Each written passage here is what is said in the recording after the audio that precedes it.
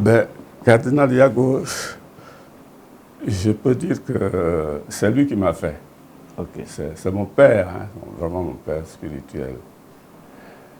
Et je crois qu'il nous a pris, je dis, à Kishi et moi, il nous a pris vraiment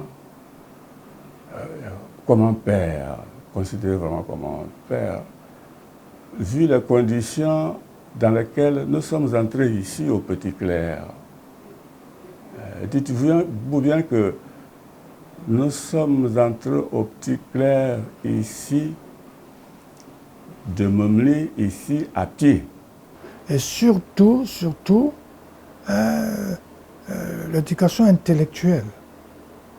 Nous encourageait, si on venait des différentes écoles, écoles régionales, écoles catholiques, et tout, c'est pas la même forme d'enseignement. Mais arrivé ici, il faut mettre tout le monde dans un règlement. Et il est resté ce même à jouer avec nous et en même temps à être notre père, notre guide, jusqu'à ce que nous ayons célébré notre certificat d'études pour continuer au petit séminaire.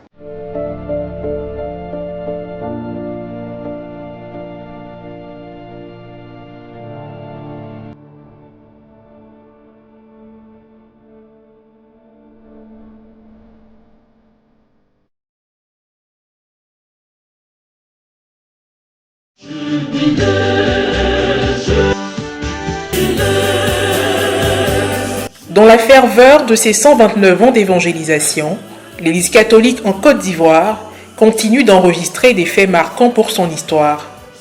La marche vers le cinquantenaire de la Conférence des évêques catholiques ivoiriens implique un hommage, voire la mise en relief à de figures emblématiques de notre Église locale. De grands témoins de son évolution, comme le cardinal Bernard Yago, de vénérée mémoire. Né en juillet 1916 à Passe, un village de Dabou, il est le deuxième prêtre ivoirien, après Monseigneur René Kouassi, et le premier cardinal ivoirien. Sa vision, c'était la vision d'une église unie. Une église unie. Unité, bien sûr, dans toute l'église. Unité au sein du clergé.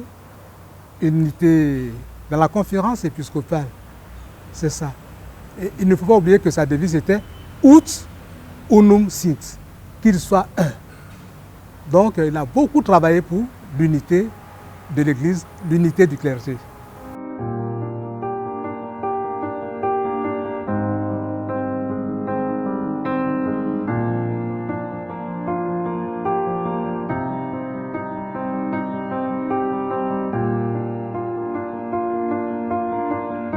Le cardinal Bernard Yago est fils du chef, de l'ancien chef de Passe, qui s'appelle M. Obro. C'est un enfant considéré, parce que c'est un fils de chef, mais en même temps, il était un serviteur de Dieu. Toute sa vie, il a servi Dieu. On l'a choisi pour être prêtre de Jésus-Christ. Et je l'ai connu que quand il était ordonné évêque de l'Église catholique apostolique romaine, il était évêque en 1960. Mon regard sur cet homme de Dieu, je sais que le cardinal Bernard Yago a été un abbé avant d'être évêque. Mais l'homme de Dieu était simple, modeste, et puis il était quelqu'un qui n'aime pas la corruption. Il n'aime pas la corruption. Et certains concitoyens, comme moi par exemple, on me dit, mais on l'en voulait parce que, en tant qu'évêque, le premier citoyen de ce pays était le président Félix Houphouët-Boigny. C'est un chrétien du cardinal. On pouvait lui demander de goudronner le tronçon passe d'Abou, Yago n'a jamais accepté ça. Le cardinal Yago n'a jamais accepté la corruption. C'est quelqu'un qui est modeste. Vous voyez, il n'aime pas le luxe. Il a aimé toujours la pauvreté évangélique. Le troisième fils de son frère aîné Kobi Albert partage des souvenirs qu'il garde de son oncle. Mon papa m'a donné le nom de Georges, mais le cardinal, lui, il a ajouté, ça c'est lui-même qui m'en a parlé. Georges-Marie Bernard. C'est ce que mon carnet de baptême porte. Et quand je devais faire ma première communion, c'est le cardinal qui m'a pris à la retraite à Dabou, à la paroisse Immaculée Conception. Et pour ma confirmation, préparer notre confirmation, comme on le dit, c'était encore lui qui nous a pris pour la retraite. Et cela m'a marqué. Et j'ai grandi avec. Un homme qui a également marqué ses proches par son humilité. Je suis sa fille. Quand il a besoin de moi à tout instant, pour ses étrangers, pour recevoir les gens à la maison, il m'appelle sur un ton vraiment, je ne sais pas comment dire, tranquille, paisible, et puis il demande le service. Maman, soit tante Yago, bien maman Yago, tu peux recevoir mes étrangers. Je dis, papa, il n'y a rien, je peux le faire, sans problème. Et avec les enfants, en tout cas, c'était le grand-père. C'est le grand-père. Une anecdote, il m'apprenait même comment recevoir les étrangers. Pourquoi? Parce qu'une fois, il me disait, Clémentine, on ne sert pas dans les petites soupières à des étrangers. Tu prends tes grandes soupières comme tu le fais pour moi, et puis tu reçois tes étrangers. Et un jour, on était assis, on causait après le repas. Il y a des jeunes là qui venaient demander à manger. Maman, tu as de la nourriture pour nous? J'ai dit oui. Et un jour, il m'appelle, il dit, mais Clémentine, ici c'est un maquis, chez toi ici, c'est un maquis. J'ai dit non, Pépé, il vient demander des services. Il dit, ah bon, parce que j'observe, quand je viens, souvent je vois les gens défiler ici, maman je veux manger, maman je veux manger. Et si ce n'est pas un maquis, mais que Dieu te bénisse. Que la nourriture ne manque pas chez toi à la maison. J'ai dit Amen. Et depuis ce temps, mon père, je peux vous dire que chez moi, la nourriture ne manque pas.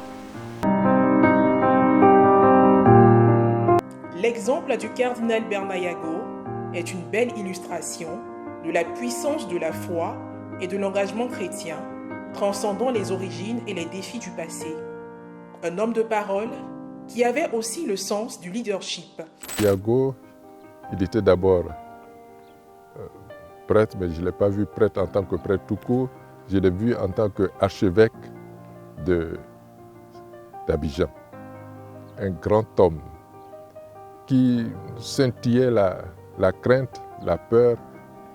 Et je l'ai tout jeune prêtre, je l'ai beaucoup apprécié. Et je sais que Monseigneur m'a aimé, surtout quand je suis entré à l'ICAO. Il m'a aimé. Il m'appelait même, il n'osait pas m'appeler Édouard.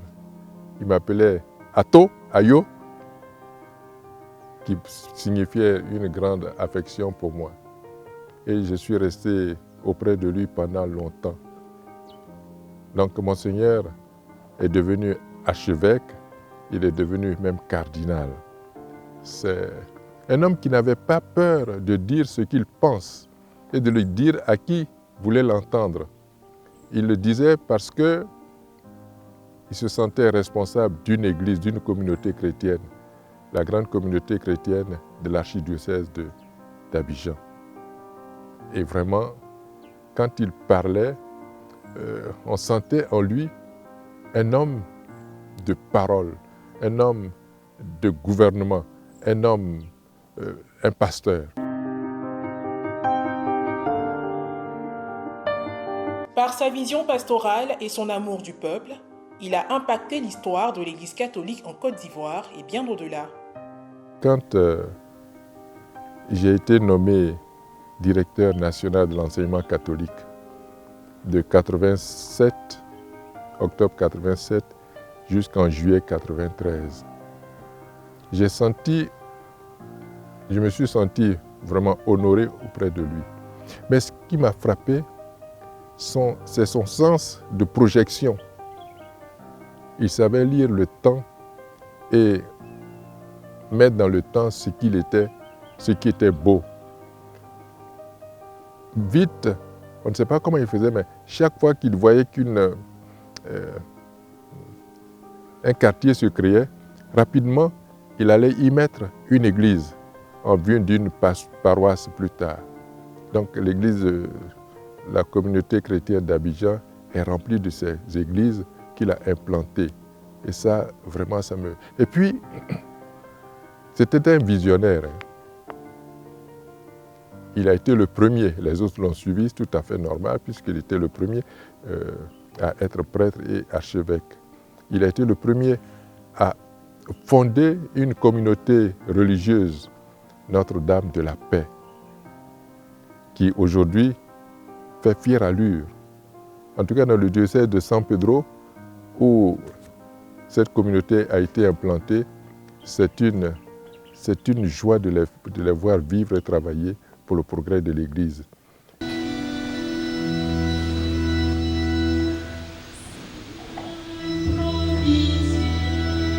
En 1965, cet homme passionné de Dieu et de l'homme fonde la toute première congrégation religieuse ivoirienne dont la mission est de promouvoir la paix à travers le développement humain et spirituel de la femme et de la jeune fille au milieu rural et urbain. Les Sœurs Notre-Dame de la Paix. Auparavant, il y avait les sœurs missionnaires qui sont venues d'ailleurs. Et avec l'aide de l'Esprit Saint, et je suis sûr que c'est l'Esprit Saint qui lui a inspiré de créer une congrégation autochtone, Notre-Dame de la Paix, et qui a été fondée sous la responsabilité des Sœurs Notre-Dame des Apôtres, puisque les 12 qui ont fondé cette congrégation Notre-Dame de la Paix viennent de la congrégation des Sœurs Notre-Dame des Apôtres.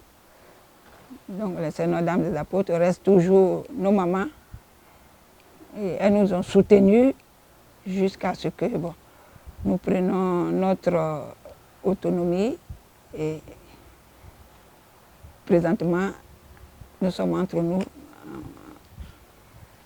Et la congrégation continue avec l'assistante de Dieu et de la Vierge Marie. Le cardinal Bernard Yago, un homme, comme je disais, qui aime la justice et la vérité. Il aime la paix. Et c'est pour cela que nous portons ce nom, Notre-Dame de la Paix, parce que quand je cherchais quel nom donner ce nom Dame de la Paix, les 12 ont choisi ce nom Notre-Dame de la Paix parce que pour éviter les conflits, les malentendus qui existaient entre nos aînés, les Sœurs Notre-Dame des Apôtres, et puis le groupe qui voulait se détacher. Le cardinal, à le voir de prime abord physiquement, il est très imposant comme homme. À le voir vraiment, parfois on a un peu peur, quand on est tout jeune, on a un peu peur. Mais en vivant, en l'approchant, on trouve que vraiment on découvre en lui un père vraiment attentif à ceux qu'il approche, ceux qu'il connaît. Et cela, nous en avons fait l'expérience étant le fondateur de notre congrégation. Nous avons vraiment vécu cette ce visage de père, nous l'avons vécu. Quand j'allais le voir pour des problèmes de congrégation ou autres,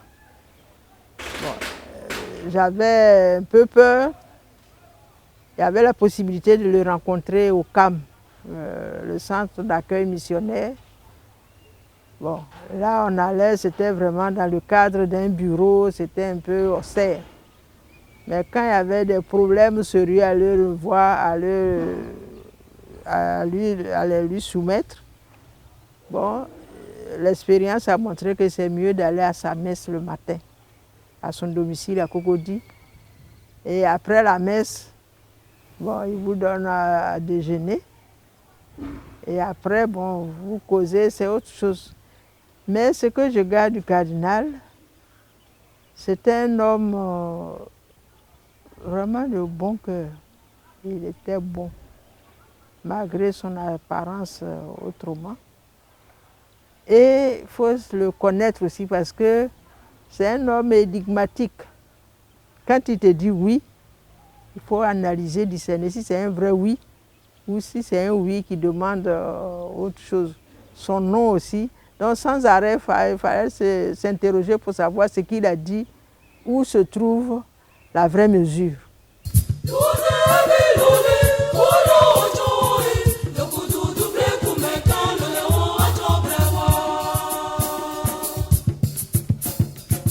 Son parcours empreint de foi et de service a pu booster des vocations sacerdotales.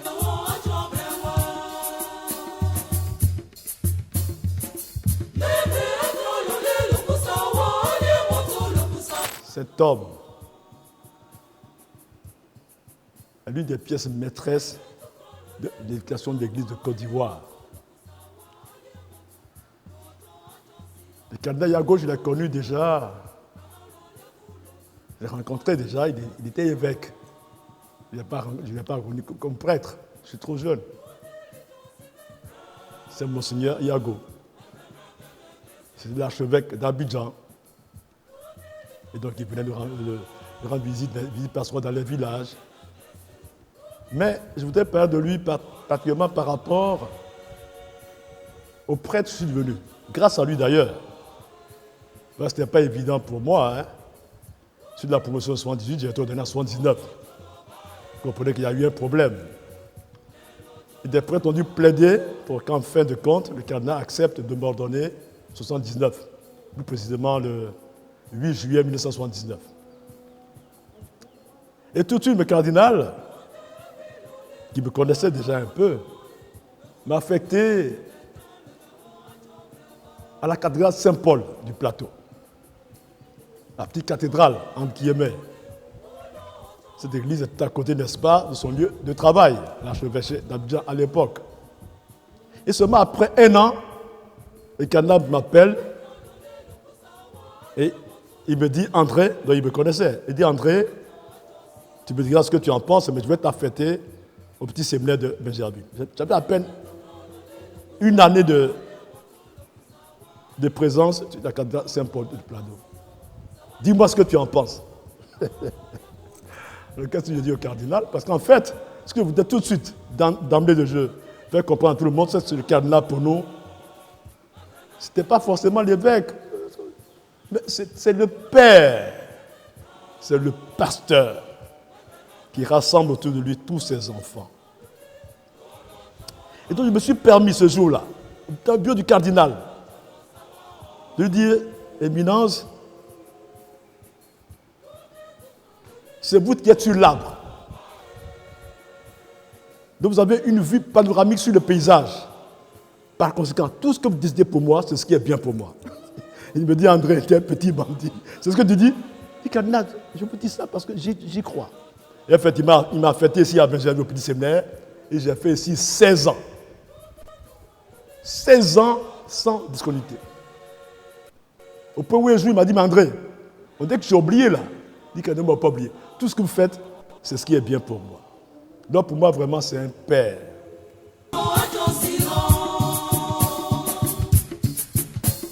Homme rigoureux, profondément ancré dans la mission universelle de l'Église catholique, avec un amour particulier pour les jeunes. Il m'a nommé jeune. Je n'avais pas plus de 7 ans. Il m'a nommé curé.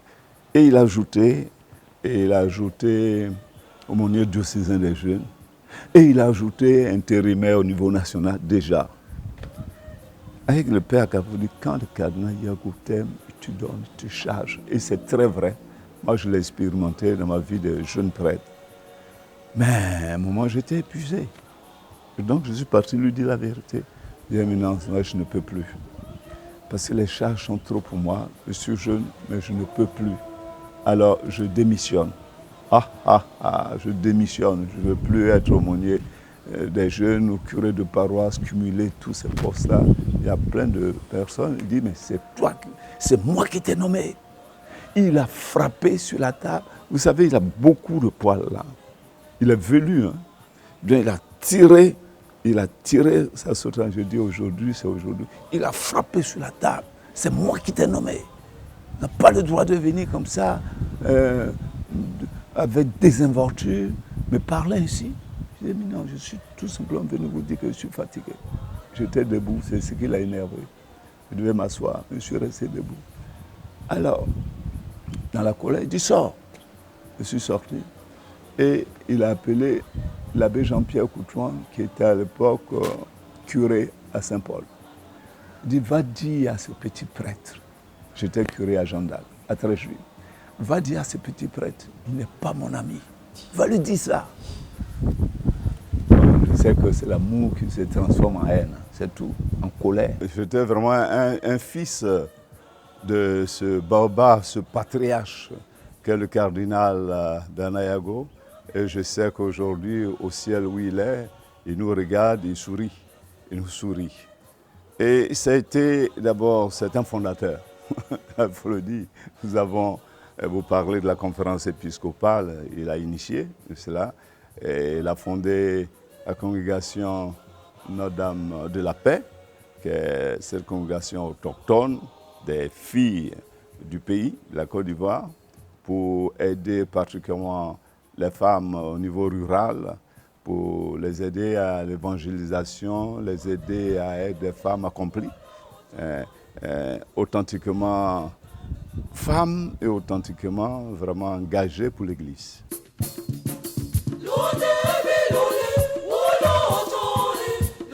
Fils de hariste, une tradition chrétienne populaire en Côte d'Ivoire, il a su s'élever au-delà des contingences pour devenir un pasteur profondément engagé dans la vie de son Église, en passant également par l'accompagnement des plus jeunes que lui. Je me rappelle par exemple les soirs, mais Yago jouait avec nous comme un grand enfant. On le voit coucher, nous on l'attrapait, les deux pieds, la main, et puis on le balançait tout en chantant. Quel papa aurait fait ça? Même d'autres papas ne feraient pas ça. Et voilà le velu avec ses bras pleins de poils là, on faisait un gorille. Mais on s'amusait avec, on était contents. Et nous avons pris pour un père et un éducateur. Ça, c'est ce qu'on peut dire. Pour interroger tous ceux qui ont fait le petit séminaire, il y en a qui existent encore, hein, mais beaucoup sont morts. Ils vous diront la même chose. Pour la figure de Yago, ici, au Petit Clair, puisque c'est à la prime enfance qu'il faut intégrer à l'enfant les valeurs humaines et spirituelles, et qui vont petit à petit, comme dit Freud, hein, qui vont ensuite s'épanouir, grandir et faire de lui un homme. Il nous a donné ce qu'il fallait pour que nous devenions les hommes d'aujourd'hui. Voilà. Le témoignage du révérend père Pascal Akafougra, doyen du clergé d'Abidjan, qui a été respectivement recteur du petit séminaire de Bingerville, recteur du grand séminaire 5 heures de Marie d'Anyama et ex-cérémoniaire de l'archidiocèse d'Abidjan. Quand Yago vous fait confiance, il vous charge. Il vous charge. Quand je suis sorti du séminaire ici, comme quand j'étais supérieur, je suis allé Il m'a affecté à Anyama et à Tingué, 2 grosses paroisses, curé, et avec un vicaire, feu l'abbé Francis Yapopé à son âme, un vicaire. 2 grosses paroisses et un vicaire. Et en plus de cela, je devais continuer le travail que je faisais à l'archevêché. 2 années après, il m'a ajouté la direction diocésaine de l'enseignement catholique. Et c'était l'ancienne archidiocèse d'Abidjan, qui est disons aujourd'hui la province ecclésiastique d'Abidjan. Dans le temps, avant le démembrement, ça constituait un seul archidiocèse. Et j'étais directeur de toutes les écoles. Donc, quand le Seigneur a confiance en vous, il vous charge. Aujourd'hui, son Excellence Monseigneur Maurice Konankwasi est évêque émérite de Daloa, depuis 2018. Mais il a été consacré évêque par le cardinal Bernard Yago le 23 avril 1995. Pour l'avoir côtoyé, il est bien placé pour évoquer des souvenirs. Il y a encore un des moments où j'ai été très touché, c'est quand j'ai été nommé évêque. Il fallait que je trouve mon consécrateur. Entre-temps, Yago était à la retraite. J'ai été le trouver, je me suis encore Abidjan, à sa maison. J'ai dit, Éminence, vous demandez un service. Il me dit quoi? Je voudrais que vous soyez mon consécrateur. Vous savez bien que c'est vous qui avez fait tout. Vous savez que j'étais devenu un évêque. Je vous désigne, je vous demande de bien vouloir m'ordonner évêque. Je dis, moi, Yago, je suis à la retraite, qu'est-ce qui peut rendre service? Il dit, vous pouvez. Quand il a dit ça, il a commencé à pleurer. Très ému. Moi aussi. Donc c'est ainsi que le cardinal Yago a eu encore une action importante sur moi. Le 23 avril 1995, la date de mon ordination épiscopale. J'étais directeur du Petit Clair. C'est lui qui nous a menés à prier, à faire tout. C'est un homme vraiment très très spirituel. Beaucoup la prière, souvent nous disaient les enfants, venez à la chapelle, préparons-nous à adorer Jésus-Christ. Il faut rendre visite à ce sacrement régulièrement. Donc j'ai connu là-bas. Puis bon, c'était avec l'abbé Jacques Nomel, Albert Paca, tout ça, ce monde-là. Et M. Michel, un des rares laïcs associés à l'enseignement au Petit Clair.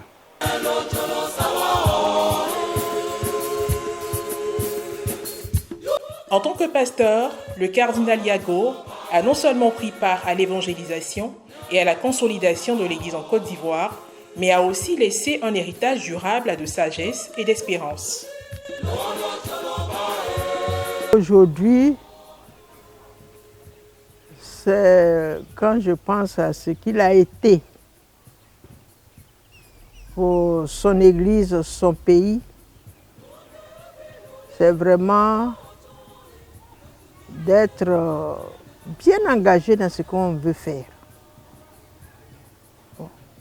Aujourd'hui, nous vivons dans un monde de confusion.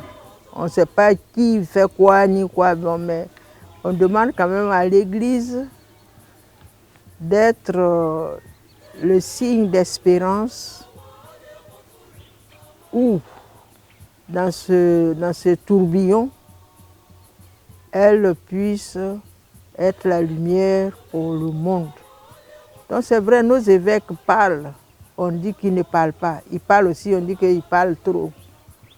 Mais quand c'est pour la cause de Jésus-Christ, je crois que les uns et les autres, dans le lieu où nous nous trouvons, de ne pas avoir peur de risquer même notre vie pour la cause de Jésus. Parce que l'évangile doit être enraciné dans nos valeurs. Membre actif de la Conférence des évêques catholiques de Côte d'Ivoire, qui célèbre cette année 50 ans d'existence, son éminence, le cardinal Dobo Ignace Bessi, archevêque métropolitain d'Abidjan, partage des souvenirs qu'il garde du cardinal Yago. Nous célébrons le jubilé d'or de la conférence des évêques catholiques de Côte d'Ivoire. Donc cela remonte à 50 ans en arrière que la conférence a été créée par les évêques. Et la mention du cardinal Yago est importante dans la mesure où il a été archevêque d'Abidjan aux premières heures de l'indépendance de notre pays. Et c'est seulement 13 ans après que de manière formelle, la conférence des évêques catholiques a été constituée et reconnue à Rome à travers les documents qui ont été envoyés à Rome et validés par le Saint-Siège. La conférence a pris corps officiellement en 1973. Et donc le cardinal Yago est une figure de proue de cette conférence. Et nous savons qu'il a été un homme, quand je pense à lui, le mot qui me vient en tête, c'est la droiture. En tout cas, c'est ce qui nous est revenu avant que je ne rentre en contact avec lui directement. C'est ce que j'ai entendu de cet homme, un homme droit. Et quand on dit droit, ça veut dire que c'est quelque chose qui est droit. On ne peut pas le courber comme on veut. Et il est vraiment droit. Et ça fait penser à la justice, au respect du droit des plus faibles. Et nous savons que cet homme défendait le droit des plus faibles. Et il y a des anecdotes qui nous rappellent cette droiture de cet homme de Dieu, de cet évêque, de cet archevêque d'Abidjan, qui vraiment aux premières heures de la conférence était là et a montré que l'Église est le lieu où le droit doit s'exercer. Donc, il y a la droiture. Mais il y a aussi la fermeté de cet homme. Vous voyez, c'est ce qui est apparu dans les premiers contacts que j'ai eus avec lui. Un homme ferme, mais qui cache en réalité une certaine bonté. Alors moi, le premier contact que j'ai eu avec lui, c'était à l'occasion de mon désir d'aller comme prêtre pour le diocèse de Korogo. J'étais au moyen séminaire de Yopougon en terminale et il fallait faire le choix en entrant au grand séminaire. Alors comme il était l'archevêque d'Abidjan et que j'étais son séminariste, alors je l'ai approché au CAM là-bas où il avait ses bureaux pour lui dire que voilà mon désir. Et c'est là que je l'ai rencontré. Pour la première fois, j'allais dire en direct. Mais cette demande qui aurait pu l'offusquer, l'a plutôt, j'allais dire, laissé pas indifférent, mais voilà, il a eu à me répondre tout simplement que, écoutez, moi je ne peux pas prendre de décision pour un évêque qui vient. Et c'est là que j'apprenais que le diocèse de Yopougon allait être, le diocèse d'Abidjan allait être divisé et que moi étant de Yopougon, je devrais être du diocèse de Yopougon, donc d'attendre l'évêque qui viendrait. Et donc c'est ce que j'ai fait. Donc j'ai rencontré un homme qu'on craignait de loin, mais en réalité de près, il était plein d'humanité et j'allais dire même d'humanisme. Donc voilà, un homme ferme, un homme droit, mais aussi un homme de grande charité. Cet héritage spirituel, j'allais dire, de la simplicité. De la simplicité. Il n'aimait pas des choses qui tapent l'œil. Non. Et j'ai eu dire que quand il allait pour les visites pastorales, il n'aimait pas beaucoup tout le triomphalisme autour de... Voilà. Parfois, il surprenait les gens pour éviter que les gens n'organisent de grandes processions d'accueil et tout ça. Cela montre son esprit d'humilité et de simplicité. Et je crois que c'est important que nous, prêtres, évêques, nous puissions rester dans cette orientation d'esprit, que nos cœurs soient tournés vers les choses humbles, les choses simples.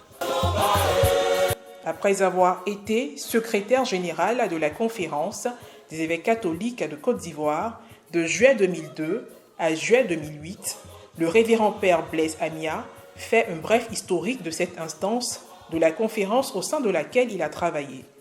J'ai remplacé directement l'abbé Joseph Aka, aujourd'hui Monseigneur Joseph Aka, évêque de Yamoussoukro, qui lui a remplacé le père Michel Akaboua du diocèse de Grand Bassam qui Monseigneur Joseph Aka Bois est venu à remplacer à l'époque l'abbé Joseph Aké.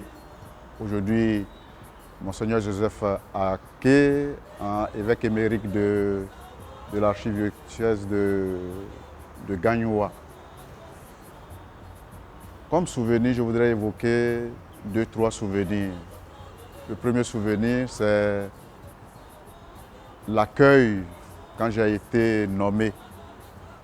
Je suis arrivé la veille et le lendemain, à la séance de travail, c'est un évêque qui m'a apporté mon siège pour le déposer à côté du secrétaire général sortant avec qui nous avons travaillé.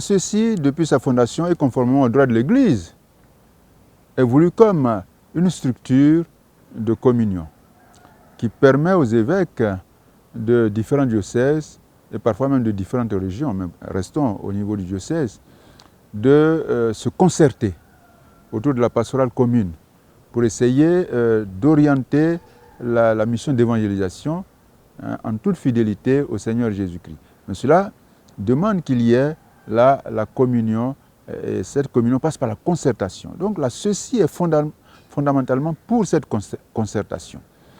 Et la vision que j'ai pour cette conférence des évêques, c'est qu'elle continue à être le lieu de grande vision. C'est-à-dire, pour que la conférence des évêques réalise sa mission de manière efficace, efficiente pour le monde d'aujourd'hui, il faut qu'elle sache où elle veut aller avec l'Église, où les évêques réunis en conférence veulent aller ensemble.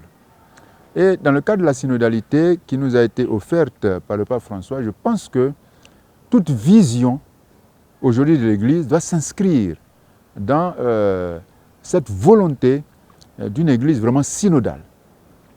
Et comme la préoccupation pour nos jeunes églises d'Afrique, c'est l'autoprise en charge. Je pense que cette synodalité doit, j'allais dire, illuminer cette marche vers l'autonomie. Et donc, je pense que la conférence devrait continuer à orienter l'Église vers une synodalité qui la rende autonome pour un meilleur service de la société. C'est ça, l'Église est au service de la société.